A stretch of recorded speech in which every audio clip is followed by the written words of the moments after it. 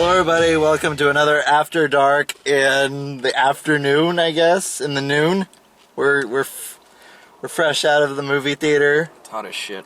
Yeah, welcome to our glory hole known as the Desert Valley. Don't use that terminology.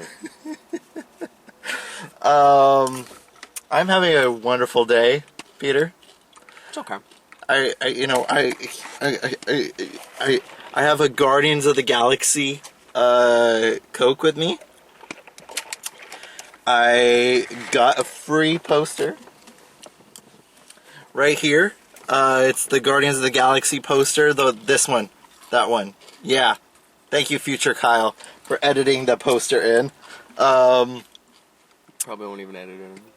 I think it is amazing that, I don't know, I'm just in a blissful mood. I have a lot of things to say about this movie.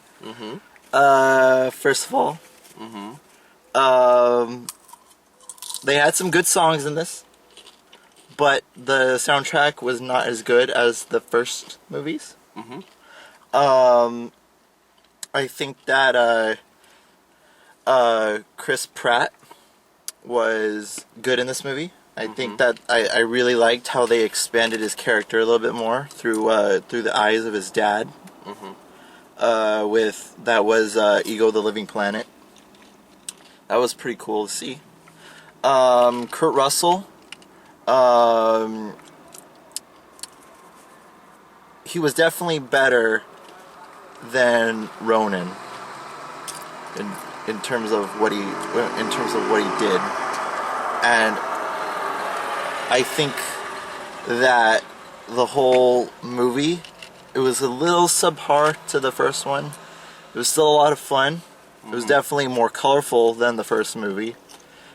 And I think that it definitely showcased these characters. This is if you look at the movie as a whole, it's definitely a character piece with these different characters, and that's where the line is drawn in terms of what the movie did.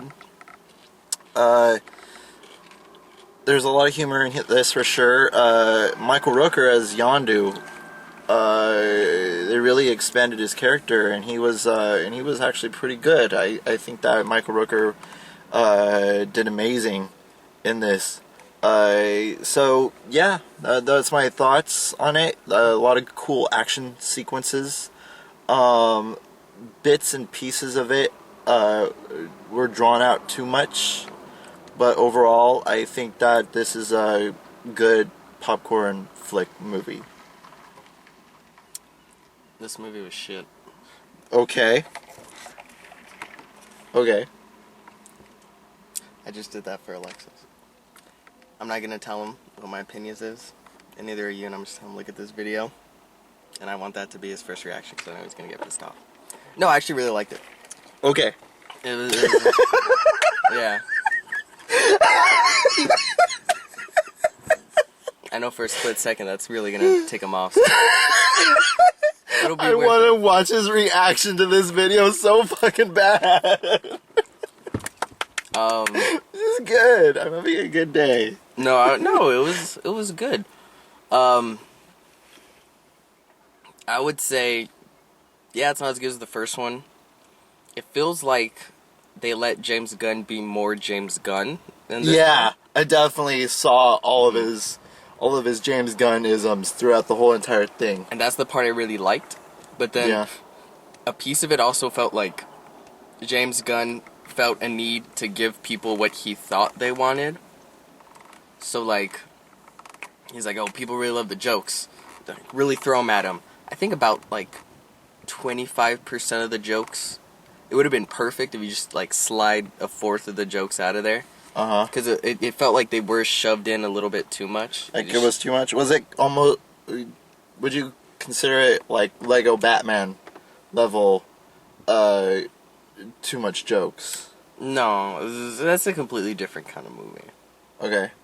I just think with just like 25%, take that out of there, 1/4, I think it would be perfect, the right amount. And it's colorful as shit. It is colorful as shit. And a lot of the times I really liked it. I liked a lot of the times he went out there and did crazy shit. And then a lot of times it's like, oh, like, someone should have, like, stopped you a little bit, just pulled you back just a tiny bit.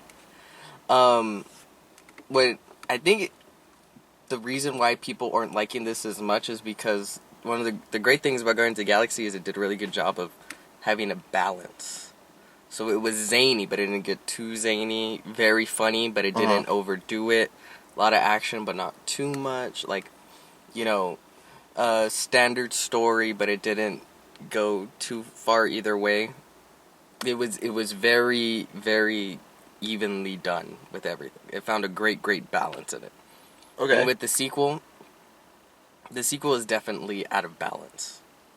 And I think it doesn't make a bad film at all, but it does make a lesser film to an extent than the first one. But it's still a really good film. I think it's really great. All the stuff with the characters is fine. Yeah.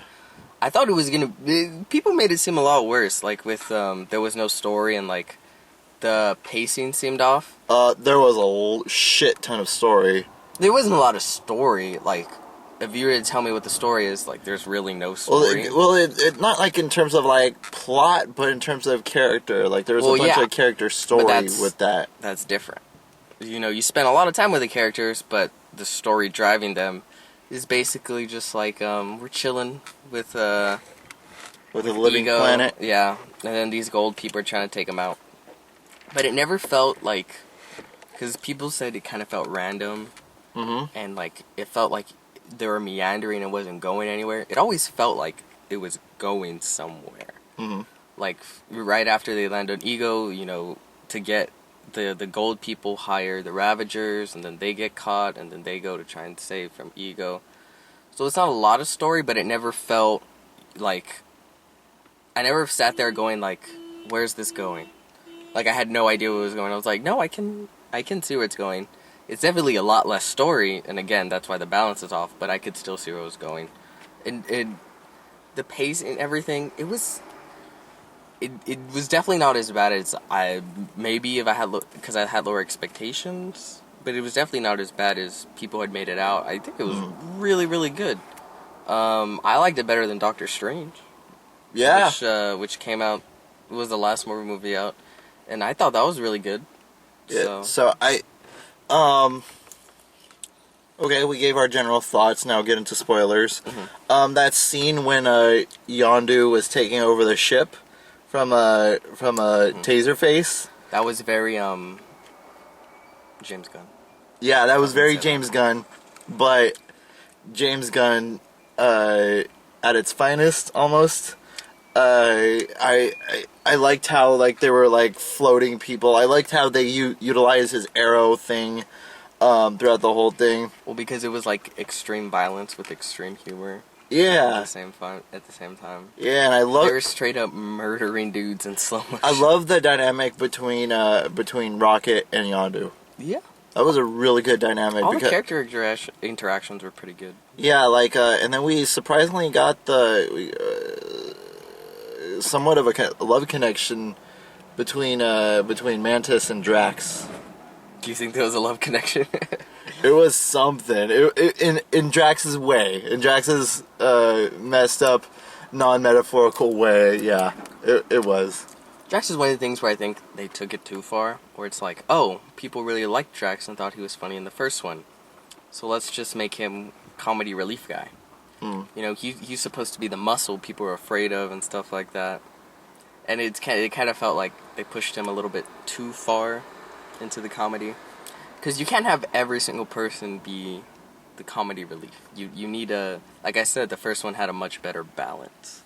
Yeah. But it still worked, and he was still a lot of fun. He was still funny. Dave Bautista has good comedic timing. He is. Want to see him in more things. Yeah. Yeah. Vin Diesel. Groot. You said I am Groot way less in this film. I noticed that. It was a lot more just him being just him cute, doing stuff. Yeah. Which he was pretty much the opening title of that movie. That was cool. It was you saw the chaos going on in the back. that was a good hook where you saw the chaos going on in the back, and then you're following Groot dancing to the Awesome Mix Volume 2. And that right there is a good opener for this kind of movie, because you know the characters, you know the world that it is, and you know you were introduced to all the elements in the first one, and now you got it let the characters kind of be characters versus like introducing the characters, which is another reason why I loved Iron Man 2 a lot. I know a lot of people give it shit, but I think that the reason why I love Iron Man 2 is because Jon Favreau and crew, they let them be characters. You know, you saw just an ordinary chunk of their lives through Iron Man 2. And that's the same thing with Guardians of the Galaxy Volume 2. That's the exact same thing that I felt about what they did with this. I actually liked Ego. Ego was pretty cool. I liked him. I thought one of the things that movies have a lot of issues with is how you portray godlike beings. How exactly do you do that? Especially when you just have a raccoon and shit bite a literal planet. Like, just imagine having to sit down and think that out. Like, okay, their enemy is going to be a god planet. How does that happen? You know, what do they do? I think they did a really good job. I like the way he was portrayed. I looked really cool with, like, you see his face on the planet, and you see him, like, regenerate into his human form. I liked how you know, he used his internal elements to fight the Guardians versus like, oh, I'm here. Because he could have easily duplicated via genie style and fought all the Guardians. Yeah, I wouldn't have liked them. Yeah, but the way that they did it, he used like the internal core to fight off the Guardians. What's really popular in movies is just creating a bunch of mindless minions. He could have done that, like... Yeah. Like rise, my fellow... They're all pieces of him, but they look like the putty people or whatever. Yeah. But no, it was like... the tentacles and stuff. Like, it's weird, and I like... Yeah. You could see Gunn getting into the weird shit, and it's cool. Like the Watchers. You don't know who they are. They were the ones that were talking to Stan Lee. Uh-huh. The most famous one is Uatu, the Watcher.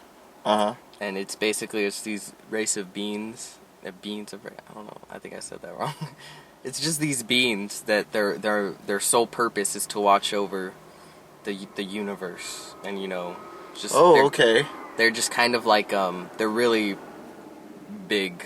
Is that kind of like a wink and a nod to the whole Stan Lee's cameo and everything is because he's the Watcher? Is that kind of a wink and a nod to that? To say he's a Watcher. Because I felt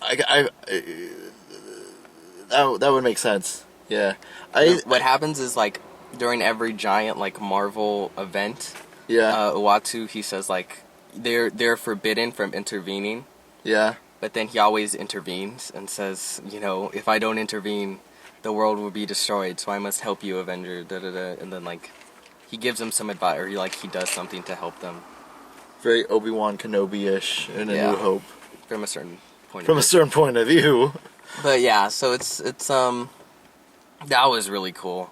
I love how everything that I say that I can possibly think about comic books, where I'm like, that's such bull. Like, even though I may like it in the comic books, it's such bullshit that would never work on the big screen. James Gunn like takes that as a challenge. Yeah, and he's like, "Fuck you," and he does it. Yeah, and it works, and it's great, and I love it. But again, I feel like I would like this movie so much more if they just pulled back a little bit on the humor. Because the emotional stuff was really where the film was at. Yeah, because like when there was this key moment. There was this key moment in the movie that got me choked up and got me when Yondu was saving Peter Quill after they destroyed Ego. And they went into space, and he said, he may have been your father, but he wasn't your daddy. Just that kind of moment, like, it really, it was surprising. This movie surprisingly was really emotional. Like when he found out that Ego, when Peter found out that Ego gave his mom cancer and killed her.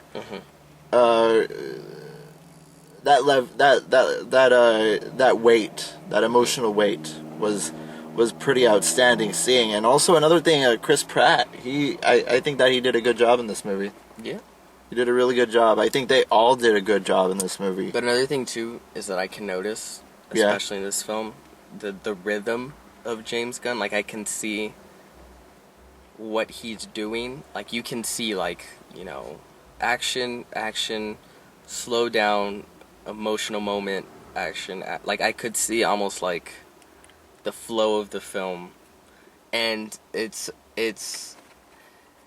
not technically bad, but it becomes like it becomes very predictable, and it makes the weightier moments have less weight, because I found myself being like, okay, this happened, so that means an emotional moment's gonna happen right here with these people, and it's these people, because it would have like an ebb and flow of that kind of stuff.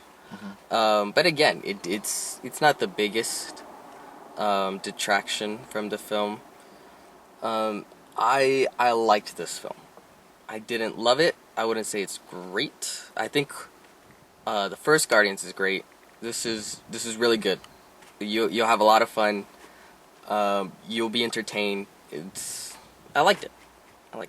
Me too. What did you think of the soundtrack? It was good. It was good. You were bitching like, oh, the soundtrack sucks. There were a few songs that I liked. I was disappointed that Randy. I was disappointed that Fox on the Run by Sweet wasn't in there. But because it was so heavily used in the promotional. Yeah, that's true. But Fox on the Run wasn't used in there. That's weird. Yeah. So, ladies and gentlemen, well, that was another episode, I guess. After Light. After Light, yeah. I got a free poster, Alexis. Unnecessary. Check out Doctor Who on BBC America and BBC One. Check it out on the BBC iPlayer. Check it out on iTunes or wherever you get your multimedia devices. So, without further ado, I'm Kyle Lira. This here is Peter Martinez, sometimes Alexis Soto, sometimes Alexis Moreno. We'll check you guys out under the spotlight later. Bye.